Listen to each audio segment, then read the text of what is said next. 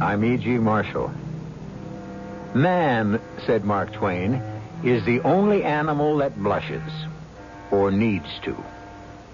And, of course, looking at it realistically, we have a great deal to blush about. According to Twain, our assorted stupidities come in all sizes and degrees of severity. But the greatest of these is self-importance. And not just the self-importance of individual people, but of entire nations. Look at some of the diplomatic games we play, and how easily they become serious matters of life and death. I'm sorry, Major. I can do nothing. But, Your Excellency, the young man is innocent. I'm afraid he must be sentenced to 10 years in Siberia. But, that's the same as a death sentence. Can't you help him, Your Excellency? Please, Major. I sympathize with his youth and his ignorance. If only he had committed a crime like murder or arson or robbery or rape, we could get him off somehow. But to come into this country without a passport? Why, even the Tsar would hesitate to pardon him.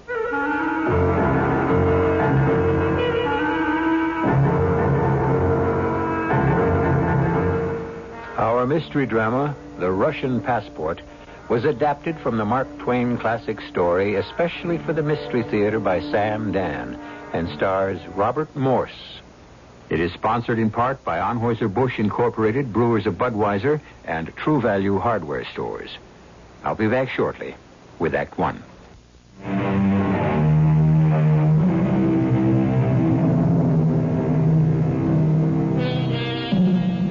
We could say that Mark Twain was ahead of his time.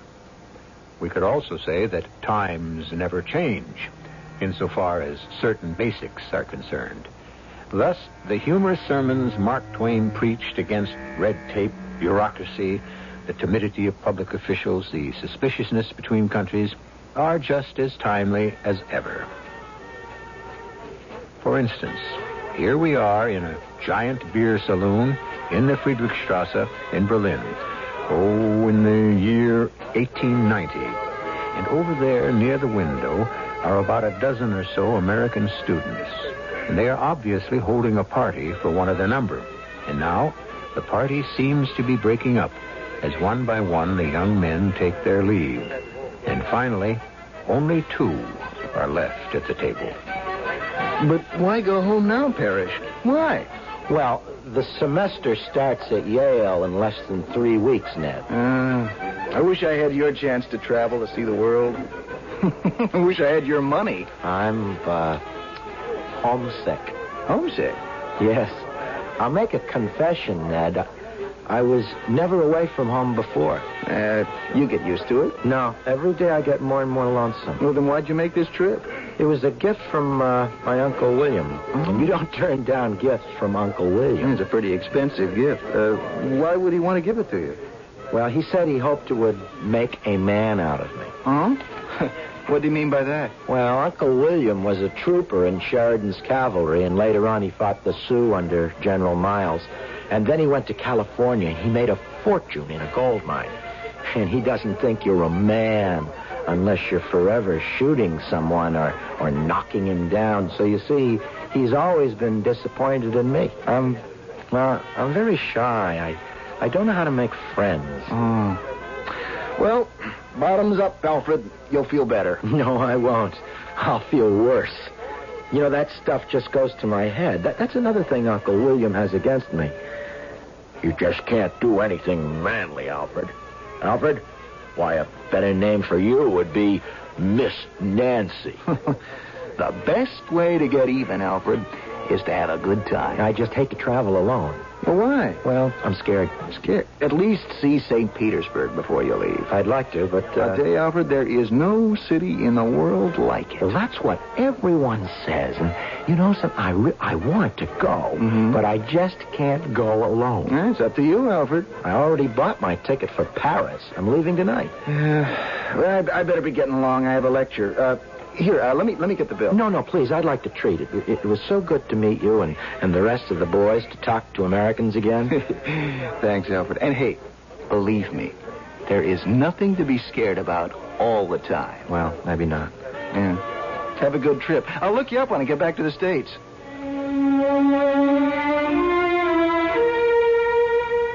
Of course, I'd never see him again. I'm not the kind of fellow people want to be friends with. I don't know what's the matter with me. I'm scared of my own shadow. I'm just afraid to be away from home. Permit me to introduce myself. Major Tom Jackson, United States Army, retired. I couldn't help but overhear your conversation. Mr. Alfred Parrish, you are about to make the greatest mistake of your life. I am? And it makes me desolate to think you would cut your travel short when you really want to see St. Petersburg. Well, You do want to see St. Petersburg. Do you realize you're practically within sight of the place now? I know, but... Reconsider, Alfred, reconsider. St. Petersburg, a wonderland in the winter. The River Neva is frozen solid. Can you believe they build roads across that ice? Roads? Not just wagon roads, railroads. On the ice? On the ice. And they string lights across it. I'd give anything to go, but it's no use. You see, I'm a person who just can't travel alone. Alone? You won't be going alone. Whatever gave you that idea? I'm going with you. You? You're going? My boy, I shall show you St. Petersburg as no foreigner has ever seen it. I know the place as well as I know my own hometown in America. Ask anybody. They all know me there. But, you're too kind. I couldn't inconvenience you. Oh, it's no inconvenience at all. I was going there tonight anyhow. But I can't go. I mean, look at these. I mean, here are my tickets. I'm booked through to Paris. No, yes, so you are. And they don't let you change your tickets, and I can't afford to lose the money. And this 500-mark note it's all the cash I have, so I couldn't. I mean, you see, it's impossible. You must never say impossible to your friend, Major Tom Jackson. Give me those tickets. Wait, what are you doing? They'll change these tickets for me. They all know me at the railroad station. Everybody knows me. Now, you just sit right where you are. And better let me have that 500-mark bill, too. We, may have to pay a bit extra for your new reservation. But, Major...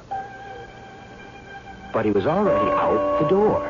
It was all so sudden, it was so incredible, so impossible. It could only happen to me. I wanted to shout, "Stop that man!" But my lungs, they were empty. I wanted to run after him, but my legs were paralyzed. This man, this sharper, this confidence operator, he's stolen my money, my tickets.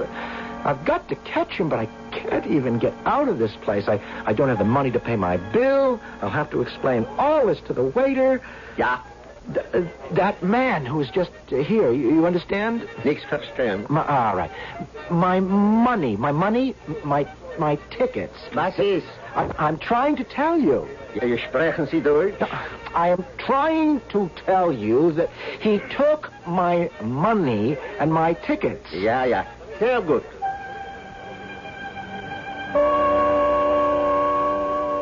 The waiter just shrugged his shoulders and walked away. I didn't know what to do or where to go or what kind of a fool I was to allow a stranger to just walk off with And suddenly, his hand was on my arm, the Major. Quickly! There's not a moment to lose. Come. But where are we? I'll explain on the way. Hurry. Right out the door. Let's go. But where? Cab! Hi there, cabby! Oh, confound these people. I was delayed at the ticket window. A new man there. He didn't know me. Okay, here you are. Right here, cabby. In you go, Alfred, my boy. You still haven't told me. All in good time. Now, Russian consulate, cabby, and let 'em fly. No man at the window didn't know me. Wouldn't make the exchange. Too irregular. Well, then... I had to hunt up an old friend, the station master himself, the Grand High Mogul. All right, whoop along, cabby. Don't let him go to sleep on us now. Well, it all took time, but it's all right now. Your luggage is rechecked, fare, ticket, sleeper, all exchanged. Got the documents in my pocket. But... What? I left the beer hall without paying my bill. Oh, that's all right. They know me. Everybody knows me. I'll square it for you next time I'm in Berlin. Push him along, cabby. Push along. He was a big, powerful beautiful-looking man, just like Uncle William. But unlike Uncle William, he had such an honest, open face. How could I have even thought of mistrusting him? Suddenly I felt much better. Maybe some of his sublime self-confidence might rub off on me. And so, feeling better than I had ever felt in my life, I leaned back and enjoyed the ride to the Russian consulate. But we must have arrived there too late because the guard at the gate tried to stop us. However, the major merely said, "That's all right, Sergeant. I'm Major Jackson. They all know me inside." At least that's what I think he said, because he said it in Russian. Anyhow, he just led me past the soldier, up the steps and into the building. There was a clerk sitting at a desk, and the major began to talk to him. I couldn't follow a word of the conversation because it was all in Russian. Impossible. It is after hours. Oh, come now. You can surely visa this young man's passport for St. Petersburg. But, my dear sir, I am not authorized. Then fetch the consul. But the consul has gone. And he'll be back Tomorrow morning. thunder. Major, is everything all right? Just fine, Alfred, my boy. Just fine. Well, now, look here, my man. I'm Major Jackson. He knows me. Everybody knows me. Just visa the passport for me yourself. What? Well, there's nothing to it. Just visa the passport yourself. Oh, no. That's irregular. That's no. But no. our train leaves tonight. I couldn't. I'm a married man. Everybody knows me. I have children. Ask me to do anything, but not to visa a passport. No, huh? I'll tell you what we'll do then. Here's the stamps and the fee. Have him visa it in the morning and send it after us by mail. He'll do that, I know. Well? He may. Perhaps he may. May? He will. He knows me. Everybody knows me. I'll tell him what you said, but, you realize that you will get to the frontier 24 hours before the passport will arrive, and you cannot spend 24 hours at the frontier waiting for it. There are no accommodations. Who said we're going to wait at the frontier? Send the passport along to St. Petersburg. But they will stop him at the frontier if he has no passport. They won't let him into Russia. Very well. Very well. The chief inspector knows me. Everybody does. I'll be responsible for this young man. Oh, the penalty for being in Russia without a passport is 10 years in Siberia. Yeah? Oh, damnation. Major, did I hear you say damnation? Is something the matter? Oh, it's all right, Alfred. I promised you St. Petersburg. I will get you St. Petersburg. Now, look here, my man. You just get the consul to visa that passport and mail it to St. Petersburg first thing. But Don't worry. I can fix it. They all know me there. All the authorities, everybody. Alfred, say goodnight to this very kind gentleman. I don't know Russian. That's all right. Say it in English. Good night, sir. Major, did you take care of everything? Let's be off for the train station, Alfred. You don't have a worry in the world.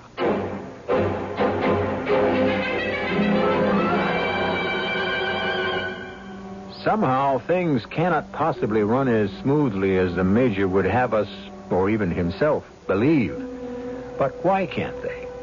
Well, we're about to board the Berlin-St. Petersburg Luxury Express, where further intrigue and excitement await us. And people will be around to inquire about that passport in just a few moments, when I shall return with Act 2.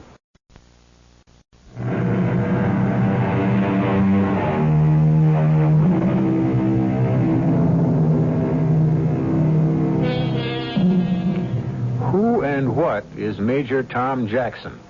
This big, bluff, and charming man who seems to sweep all objections aside, and whose slogan seems to be, "Everybody knows me." Well, no matter, because at this time, he seems to be exactly what poor, shy, self-effacing, timid Alfred Parrish needs. Here they are on the Luxury Express, bound from Berlin to St. Petersburg, at their ease in a beautifully appointed compartment, sipping expensive wines and enjoying all manner of delicacies. What a life, says Alfred Parrish. I never knew life could be so happy, so easy, so comfortable. Yes, life I see now is a matter of who you happen to fall in with. If my Uncle William had been a man like Major Jackson, how different everything might have been. Well, maybe it's not too late now. For the very first time, I don't feel alone or friendless or unimportant, and what's more, I'm not even homesick. My boy, look at yourself in the mirror. It proves my point. What point, Major? We advertise to the world exactly what we are. What does your face usually proclaim?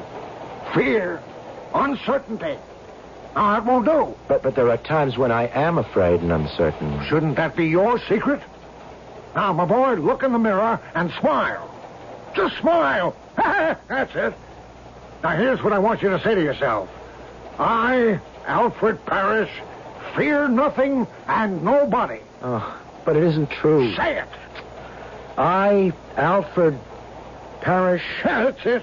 I, Alfred Parrish, fear nothing and nobody. There. You see? You see? What?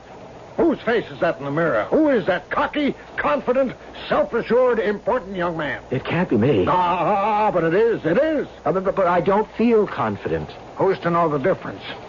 You see, to the rest of the world, you're a tiger. Well, that's my great gift. I've taught hundreds, thousands, how to become commanding personalities. You have? Oh, yes.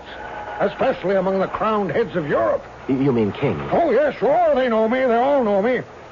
Now, you take the Crown Prince of Austria. He has a very strong father, much like your Uncle William. Oh. And the Crown Prince of England. Why, he's a man of almost 50 and still under his mother's thumb. Well, I taught them the tricks. Yes, indeed. You got to show your colors. And if they aren't your true colors, who's to know better? Now, the trick is to look a person in the eye. All right, do it. Look me in the eye. Oh, but you have to hold your head up. See what it does for you when you hold your head up? Snap your fingers. I never seemed able to get the knack of it. That's no matter. Now say to me, my good man. My good man? Oh, no. Put some starch in it. As if you're doing me a favor by even talking to me. Now go ahead. My good man. Now you're getting the hang of it.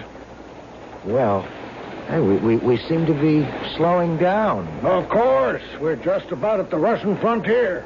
You know, so much of what you say, it is so true. It's not really what you are. It's what other people think you are.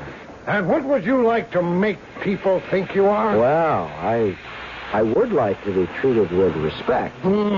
Such a little thing to ask. And you know how to get it? No. Easiest thing in the world. All you have to do is demand it. Oh, here we are. About to embark on a great new voyage of discovery for you, Alfred. Russia. Ancient, mysterious Russia. Is this where they'll ask to see our passports? Of course. Well, come to think of it, when we were back at the consulate, the Russian consulate back there in Berlin? Yes? Well, I don't exactly remember your bringing my passport away from the consulate with you, but of course you did. I mean, you do have it, don't you? No.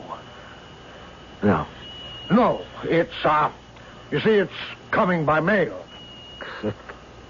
Coming by mail?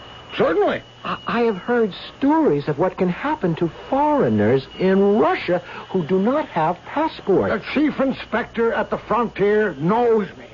I'll explain to him that your passport's en route. It'll be all right, you'll see. Oh. Now, just look in that mirror, Alfred. Let's see that cool, calm, clear-eyed look of confidence. But I don't feel it. Let's see it anyhow.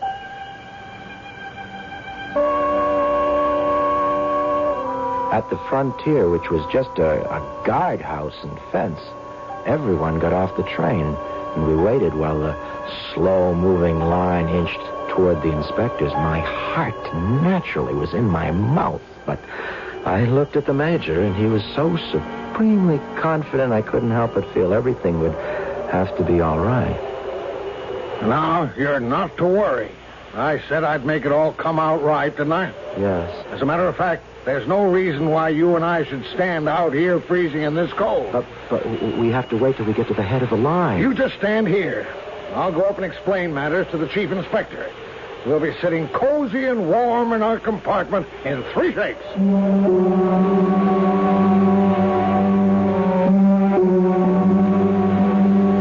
Major, is everything all right? Damnation. Well, what happened? What It's happened? a new chief inspector, and I don't know him. Oh, no. This is impossible. I'm not going... Don't. Steady, lad, steady. I don't have a passport. I told you it'll be all right. Just trust the old major.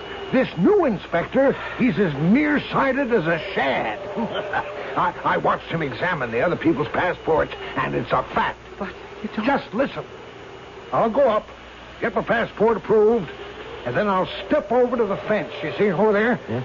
Where those peasants are standing with their packs? Yes. Now, you just mosey up against that fence. Oh, no. And I'll slip you my passport right through the bars of the fence. What are you saying? Then you get on the regular inspection line.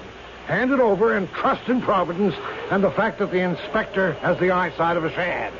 You'll pull through, never fear. But the description on the passport... What about it? It is your description. It describes a man of 50, and I'm only... That's all right. I told you the man has the eyes of a shad. He couldn't see the difference if his life depended on it. But my life depends on Don't it. you fret. It'll come out right as nails. When I handed your passport... You won't be handing him my passport. It'll be your passport. What do you mean? You'll hand it to him as if it's your passport.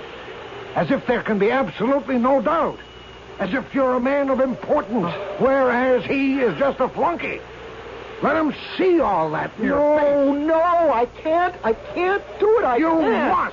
must. No, I don't have to. I can wait right here and take the next train back to Germany. There won't be another train until tomorrow morning. That's all right, I'll wait. Where? Right here. What? Here? Yes. In this open field, in the snow, in the dead of winter? You know how cold it gets. But I can't go any further. I don't have a passport. But you do have a passport, old boy. Now, Alfred, please. It's easy as pie. Old Fisheye will just wave you in. I don't know if I can go through with this. Of course you can. Confidence, Alfred. Remember what I told you about confidence?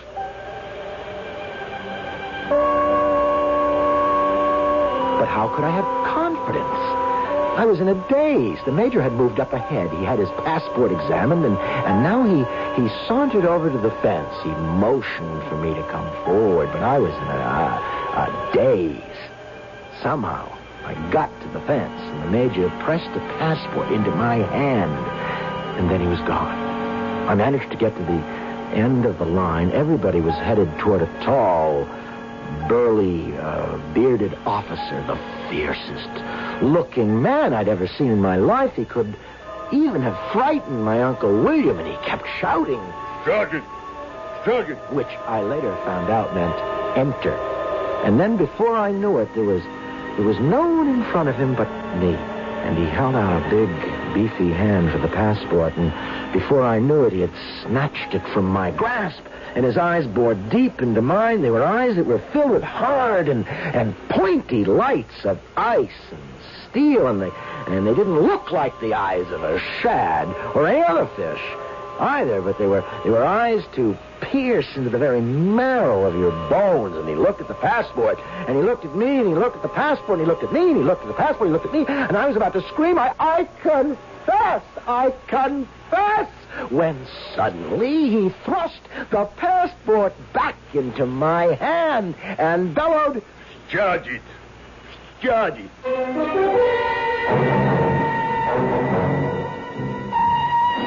My boy, you were magnificent. oh, well, I could hardly believe it was you. Why, you slapped that passport into his hand and looked at him. Why, I believe it was the most supercilious look I've ever seen. I was scared to death. Looking at the two of you, I would say he was scared to death. Oh, no. Alfred, you have no idea how commanding a presence you have once you turn it on. Is that a fact? Hey, see? I said to you, trust in Providence. And it always comes out right.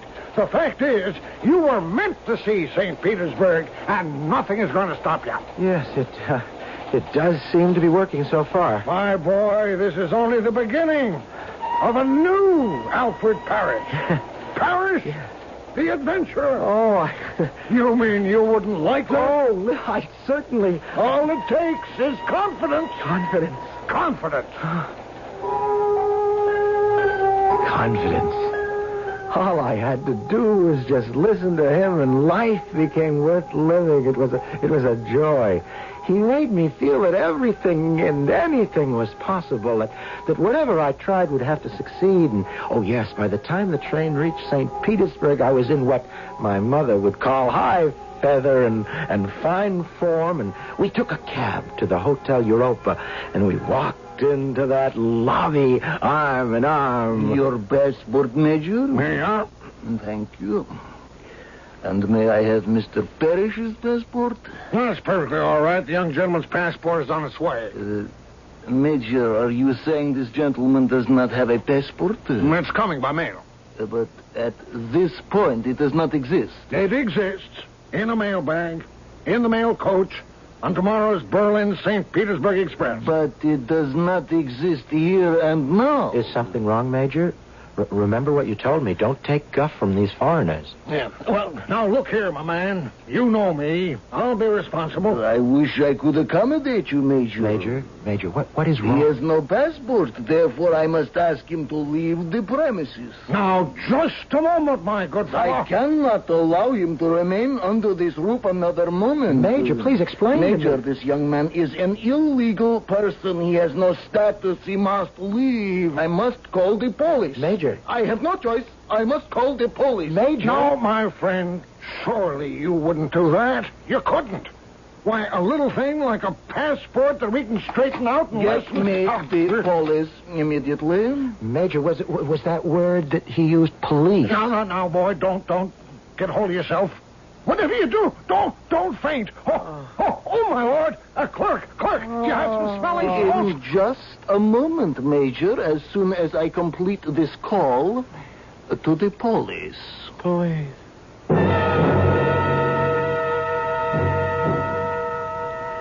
Has Major Jackson come to the end of his rope? Although we shouldn't put it quite that way, for if this is the end of the rope, at the end of that rope, we will find poor Alfred Parrish. Yes, a long, twisting rope that holds together a convoy of prisoners bound for the snowy wastes of Siberia. Is there hope for poor Alfred? Well, there's a third act, and I shall be here with it in just a few moments.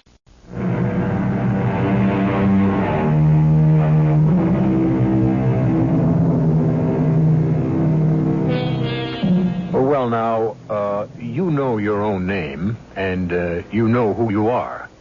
But can you prove it? For instance, if you were to find yourself among strangers, your word would be meaningless. Proof of your identity could only be established by a piece of paper, which, if you consider it, is rather ironic.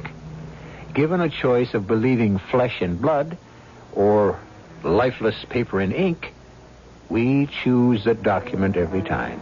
How sad. How catastrophic for Alfred Parrish. There's no need to call the police. Major, this young man has no passport. This fact makes him a criminal. If I fail to report him, I become an accessory. Major, what have you done to me? Hello? Police. I'm going to be arrested. Oh, Major, this is the end. Never say die, my boy. Now come with me. Where? Quickly, out the door. Hurry. Now don't fret. It'll come out all right. Hi, there. Cab, over here. Major, what is going to become of me? The last time I got into a cab with you... In you go. That's it. Cabby, palace of the General of the Secret Police. And turn them loose, Cabby. Let them go. Make them whiz. Major, I'll never see my home again. Nonsense. Prince Boslowski knows me. He knows me like a brother. He'll fix everything. He will. You know what he'll say? He'll say, you're not to worry about any of this nonsense. Major, it's just that I heard these horrible stories. That's ridiculous, my boy. The prince and I are old friends. He'll deny me nothing. Impossible. But, Your Excellency... Out of the question. It's Such a little thing. It cannot be done. Major, what is he saying? What's he saying? Oh, well, yes. My boy, he's being very sympathetic. You have nothing to worry about. Major, I'm afraid this interview is ended. But, Your Excellency, I will be responsible for him. Major, I must say that you have done an insane thing to bring this lad into the country without a passport. I marvel at it. Why, it means 10 years in Siberia for him. And there is no way to prevent it. I marvel at this, Major. What's he saying? Start to groan. Why? And moan. Mama. Oh, Why? Mama. Why? It might help. And so, Major, if you will excuse me... Oh, Mama. Splendid. Oh. Bernhardt herself couldn't beat it. If it were anything else, if only he had been guilty of murder, arson, rape, a pardon would be a mere formality. But to be without a passport, even the Tsar himself would hesitate. Your Excellency, all I ask is 24 hours. In that time, the passport will have arrived. I am very sorry. Oh, Mama. Your Excellency, you're a father. You have a son. Can't you find it in your heart? It was a foolhardy thing to do. I agree. You deserve a sharp lesson. Without question. All right. It's against my better judgment, and if it comes out, it could destroy my career. God will reward you. I give you exactly 24 hours to the minute. If the passport has not arrived, if it is not in his possession, do not dare to come near me again. It's Siberia for this young man without hope of reprieve. My dearest mother, when these sad lines shall have reached you, your poor Alfred will be suffering a fate worse than death. Through my own fault and foolishness, I have fallen into the hands of a sharper or a lunatic. It doesn't matter which. But I think he is only mad, for he has a good, kind heart, and he tries so desperately hard to help me, but each attempt just ends in complete disaster, and in a few hours I shall be one of a nameless, hopeless horde plodding the snowy solitudes of Russia, bound for that land of misery and oblivion, Siberia, and there is no escape. An officer of the secret police sits silently in my room, watching, waiting. Well, how'd everyone sleep? I must confess, I popped off at once. Well, Alfred, had your breakfast? How can you think of food? Oh, come. A hot meal will make you sing another tune. Do you realize I am going to be sent to Siberia? I realize nothing of the sort. Even now, your passport is on the train. It's coming here. It will arrive well ahead of schedule. There isn't a thing in the world to worry about. And before I knew it, he had convinced me. Once again, he had convinced me that there wasn't a thing to be worried about, and there we were sitting in the dining room of the hotel. Shouldn't the mail be in by now? Yes, I would say the train has already arrived. The mail has been sorted, and delivery to the hotel is a matter of minutes. In about 45 minutes, the 24 hours will be up. Suppose we saunter over to the desk and see my old friend behind the counter. Major, you're sure the Russian consulate in Berlin sent it? My boy, nothing to worry about. Nothing at all. Yes, gentlemen. Is there any mail for me? The mail has not arrived. It hasn't arrived? No, Alfred, there's nothing to be excited about. Is it due soon? Usually comes at this time. A few minutes earlier, a few minutes later. Hey, you see, my boy? No problem at all. Tell me, have either of you gentlemen seen the afternoon paper? Interesting article here on the vault. The vault? Yes. Actually, it is a prison cell on wheels in which serious criminals are transported to Siberia. Siberia. The convict is placed inside, and the door is then closed. Yes, it cannot be opened again. No, not until the vault arrives in Siberia. Why not? Well, because the only key that opens it is in Siberia. Suppose someone is placed in there by mistake. Well, I would say it's his hard luck. He can't be taken out until he reaches Siberia. But the chances are he wouldn't get there alive anyhow. Alfred? I don't feel so good. Confidence, my boy, confidence. The mail will be delivered at any moment, and all your troubles will be over. Excuse me? Telephone. Yes. Front desk? Yes. What's that? Oh, I see. Thank you. Goodbye. Well, gentlemen, if you're waiting for the mail, I'm sorry to disappoint you. The Berlin train has been delayed. Wait, what are you saying? You had an accident on the track. The mail. The mail must be delivered, don't you understand? Well, it will be delivered, but 3 hours late. 3 hours? I don't have 3 hours. I'm done for. Now, my boy, chin up. I'll think of something. They'll put me in, you heard him, the vault. The vault, it's a steel wagon dragged to Siberia like an animal in a cage. I've got it. No, what do you've got? It's no use. Nobody can help me. Nothing can help me. Siberia. Forget the passport. What do you forget the passport? Cheer up. We can do without it. Guards, come along. We're headed for the American embassy. I had that card up my sleeve all the time. The minister knows me. We were wounded together at Cold Harbor. Been chums ever since. Major, you wouldn't hold out false hope to a poor condemned... Everything's splendid. Our troubles are at an end. If we ever really had any. We are going to get you a new passport. Well, I am only secretary of the legation, you see, and I wouldn't like to authorize a passport while the minister is on Russian soil. You have no idea of the responsibility. All right, send for the minister. Well, that's easier said. You see, he's up in the wilds somewhere on his vacation. Great Scott! What are you great Scotting about, Major? The prince gave you 24 hours. You've got an hour and a half left. The train is just due. The passport will arrive in time. The train is expected to be 3 hours late. This lad's life is ebbing away. In that half hour, he's the same as dead and damned to eternity. I am? Oh, I see the ghastliness of the situation, but what can I do? Hang it. Write him a passport. Well, it's impossible. It's totally impossible.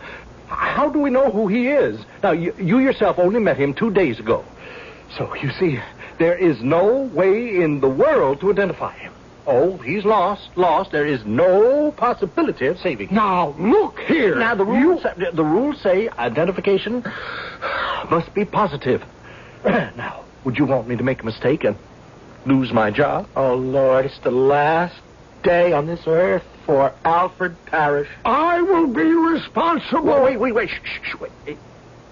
Is your name Alfred Parrish? Yes. And, where are you from? Bridgeport. Bridgeport. Oh, yeah, were you born there? No. New Haven. Mr. Secretary, is it possible that you... No, I must be positive. How long did you live in New Haven? Till I was 14. Mm-hmm. I came back 2 years ago to enter Yale. Yeah, when you lived in New Haven, what street? What street? Yes. What street? It was Parker Street. Mr. Secretary, if you can identify him, please do so. I must be positive beyond the shadow of a doubt. But time is running out. The secret police will soon drag him out. What number, Parker Street? What number? Think, lad. Think. The clock is moving. But it didn't have a number. There. Shouldn't that... Now, what kind of house was it? Brick, 2-story. Flush with the sidewalk? Small yard in the front. Iron fence? No palings. Mr. Secretary, there's almost no time left. Now, what do you see when you enter the door? What is the difference? What do you want to torture me? I'm as good as dead. What do you see? I don't. A narrow hall, door at the end, right? Hat rack. Parlor? Yes? Mr. Secretary, when the clock strikes 6, this boy will be arrested and lost to all the world. Carpet on the floor. Yes. Now, what kind? Old-fashioned Wilton. Design? Hawking party on horseback. Room next to the parlor? Dining room. Did your parents own or rent the house? We owned it. Did you have a nickname among your playmates? Answer him. Mr. Secretary, surely by this time you ought to know. Sir, we have clearly defined procedures. Now, did you have a nickname? Well, they called me Miss Nancy. Surely, sir, that should be something. Any ornaments in the dining room? No. None at all? Think, lad, think. You have less than a minute? You mean there wasn't even a picture? Oh, but you said ornament. Yes. And what did your father think of the picture? Speak. Yes, Alfred, speak. I can't tell you what he said. You must. Quick, we're almost out of time. Home and liberty? Oh, have pity. Or death in Siberia depend on your answer. Well, have pity. He's a clergyman. Out with it. What did he say? He said it was the hell-firedest damn nightmare he ever saw. Saved! Oh, I will write you a passport. I can now legitimately identify you beyond any shadow of a doubt. I have lived in that house. And I painted that picture myself. Saved. Give thanks, my fortunate friend.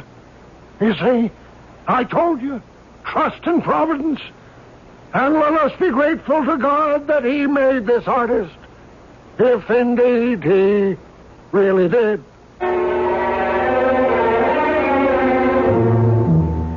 Did Alfred have a good time in St. Petersburg? We don't know. Mark Twain doesn't say.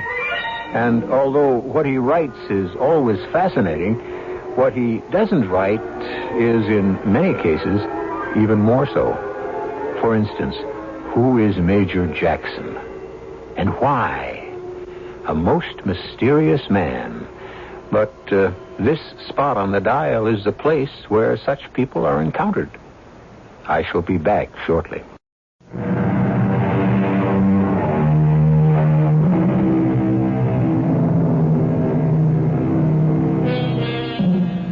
Stories must have heroes and villains, and Mark Twain's tales are filled with a great many of each. But not all villains are actually conscious of their villainy. It is possible for the greatest crimes to be performed by fairly decent people in the routine performance of their legitimate duties. But you'll find nothing routine here at this spot on your dial, 7 times each week. Our cast included Robert Morse, Robert Dryden, Russell Horton, Earl Hammond, and Dan Ocko. The entire production was under the direction of Hyman Brown.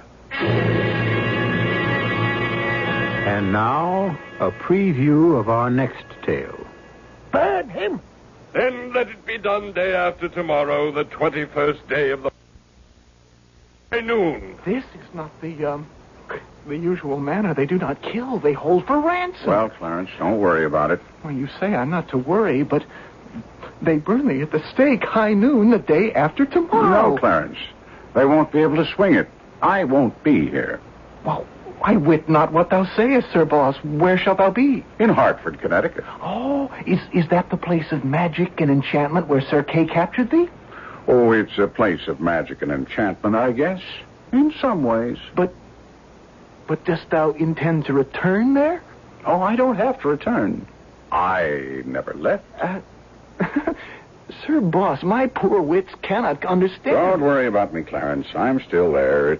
All this is only a dream. Radio Mystery Theater was sponsored in part by Buick Motor Division. This is E.G. Marshall inviting you to return to our Mystery Theater for another adventure in the macabre. Until next time, pleasant dreams.